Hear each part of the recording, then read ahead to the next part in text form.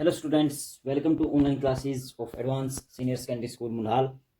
अभी हम पढ़ने जा रहे हैं class 11th health and physical education. जैसा कि आपको पता है, हमारा फर्स्ट चैप्टर जो था फिजिकल एजुकेशन वो हमने कंप्लीट कर लिया है और हम पहुंच गए हैं अपने अगले चैप्टर में, जिसका नाम है स्वास्थ्य शिक्षा, जो आपको स्क्रीन पर दिखाई भी दे रहा होगा। इंग्लिश में हम इसको हेल्थ एजुकेशन कहते हैं। तो सबसे पहले हम इसके बारे में पढ़ेंगे कि हेल्थ एजुकेशन है क्या, इसका अर्थ क्या है, इसको अलग अलग विद्वानों ने किस रूप में परिभाषित किया है, तो उनकी परिभाषा भी हम जानेंगे। तो यहाँ पर स्वास्थ्य शिक्षा हमारे जीवन की सबसे महत्वपूर्ण इकाई है। बाकी सब काम हम बाद में करेंगे, पहले हमारा स्वास्थ्य हमें ठीक करना होगा। ठीक नहीं है तो, अगर स्वास्थ्य ठीक है तो अन्य काम भी अवश्य ही सही चलते रहेंगे। तो स्वास्थ्य शिक्षा या स्वास्थ्य हमारे शरीर का एक बहुत ही इम्पोर्टेंट टॉपिक है, इम्पोर्टेंट पार्ट है हमारे जीवन का। इनको हमें अपने जीवन में अपनाना चाहिए और हमारा स्वास्थ्य सही रहेगा तो हमारा जीवन भी सही चलेगा। हम आसानी से अपने जीवन के लक्ष्यों को प्राप्त कर पाएंगे और उनकी तरफ आगे बढ़ते रहेंगे।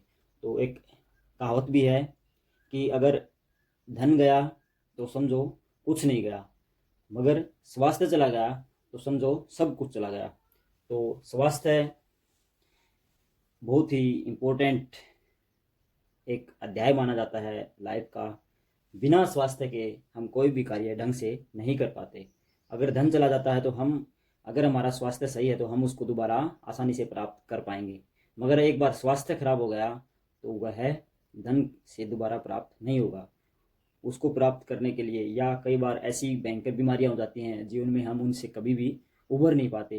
तो स्वास्थ्य बहुत ही इम्पोर्टेंट है, इसको संभाल कर रखना हमारी जिम्मेवारी है। कई विद्वानों ने इसकी अलग अलग परिभाषाएं दी हैं। एक सिंपल सी परिभाषा स्वास्थ्य शिक्षा क्या है, ये इसके शब्दों में ही निहित है। स्वास्थ्य शिक्षा अर्थात स्वस्थ रहने के लिए जो शिक्षा हम प्राप्त करते हैं या हमें जो शिक्षा मिलती है वो स्वास्थ्य शिक्षा कहलाती है। स्वास्थ्य के अंतर्गत बीमारियों से छुटकारा पाना ही नहीं है, इसका दायरा बहुत बड़ा है। जीवन के हर पहलू पर, हर दिशा में हमारा जीवन, हमारा शरीर सही चलता रहे, उसके लिए हमें कई क्रियाएं करनी पड़ती हैं। आप किसी डॉक्टर के पास जाओगे तो वो कहेगा यदि आपको कोई बीमारी नहीं है तो आप स्वस्थ हो। एक नॉर्मल व्यक्ति के पास अगर आप स्वास्थ्य शिक्षा से संबंधित बात करोगे तो वो कहेगा कि हम अगर सही कार्य कर रहे हैं, कोई हमें तकलीफ नहीं है, तो वो स्वास्थ्य है।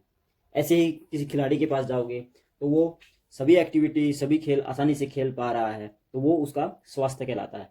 मगर कई विद्वानों ने इसकी अलग अलग परिभाषाएं दी हैं।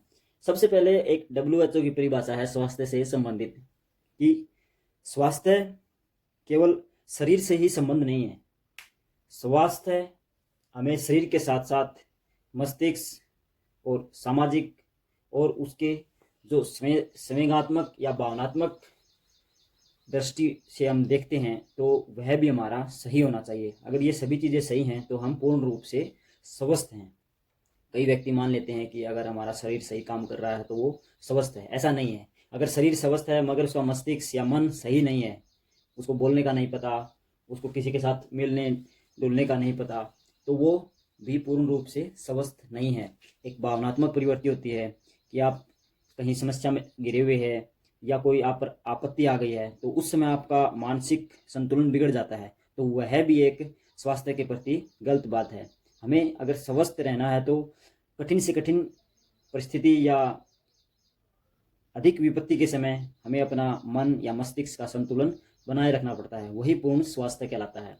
तो स्वास्थ्य का एक बड़े रूप में अर्थ हम यही निकालते हैं कि जीवन के हर पहलू पर अगर हम सही दिशा में सही कार्य करते हुए अगर आगे बढ़ते रहें, हमें कोई तकलीफ ना आए, चाहे वो किसी भी रूप में हो, चाहे वो शारीरिक हो, चाहे मानसिक हो, चाहे सामाजिक हो, चाहे भावनात्मक हो, तो वो हमारा स्वास्थ्य कहलाता है, या वो स्वास्थ्य शिक्षा। स्वास्थ्य शिक्षा के अंतर्गत हम स्वास्थ्य, अपने जीवन को स्वस्थ बनाए रखने के लिए ही एक शिक्षा या एजुकेशन प्राप्त करते हैं, और वह शिक्षा हम हमारे लिए भी और दूसरों के लिए भी प्रयोग करते हैं।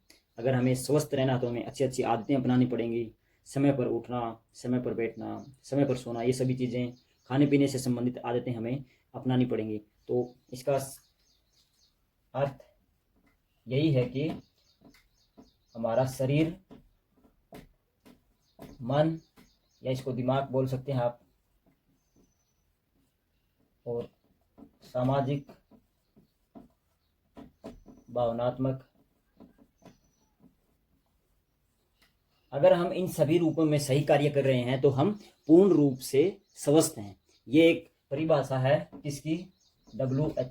WHO आजकल सुर्खियों में है क्योंकि कोरोना वायरस फैला हुआ दुनिया में। तो जब भी कोई महामारी फैलती है तो WHO सबसे पहले उसका संज्ञान लेता है, उसके बारे में जानकारियाँ इकट्ठा करके उसको दूर करने की कोशिश करता है। तो ये वर्ल्ड हेल्थ ऑर्गेनाइजेशन बोलते हैं इसको, विश्व स्वास्थ्य संगठन, विश्व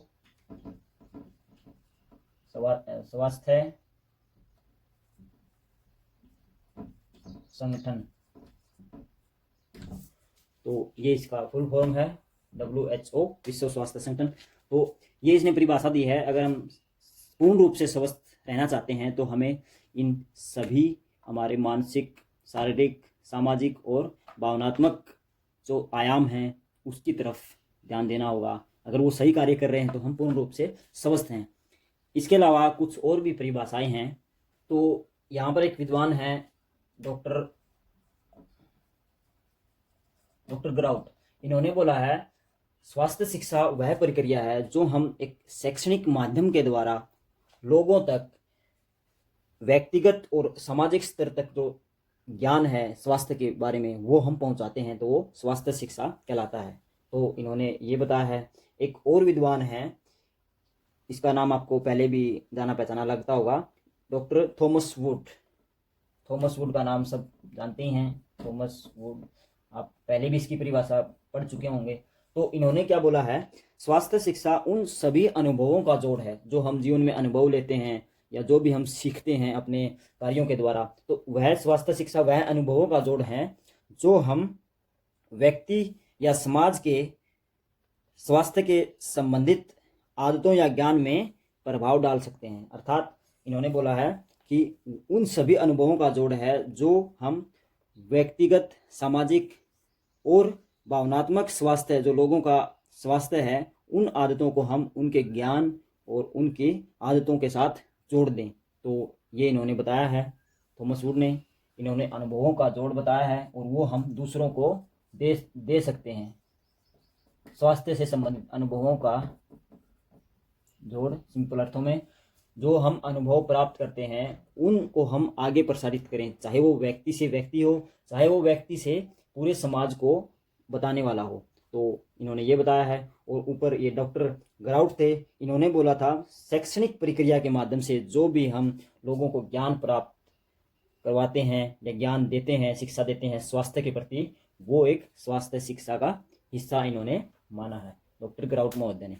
तो ये कुछ परिभाषाएं थी। इसमें से सबसे अच्छी परिभाषा मेरे ख्याल में WHO द्वारा है, जो यहाँ मैंने सबसे पहले बताई थी कि शरीर, मस्तिष्क, सामाजिक और भावनात्मक रूप से अगर हम सही कार्य कर रहे हैं तो वह पूर्ण स्वास्थ्य है, अर्थात वह पूर्ण स्वास्थ्य शिक्षा के अंतर्गत आता है। तो बच्चों, आज के लिए हम केवल स्वास्थ्य शिक्षा के अर्थों तक ही पढ़ेंगे, बाकी हम इस लेक्चर को या इस चैप्टर को आगे बढ़ाते रहेंगे। तो आप केवल इतना ही समझें, इस वीडियो को अच्छे से देखें और समझें। आगे इस चैप्टर में बहुत कुछ सीखने को हमें मिलेगा।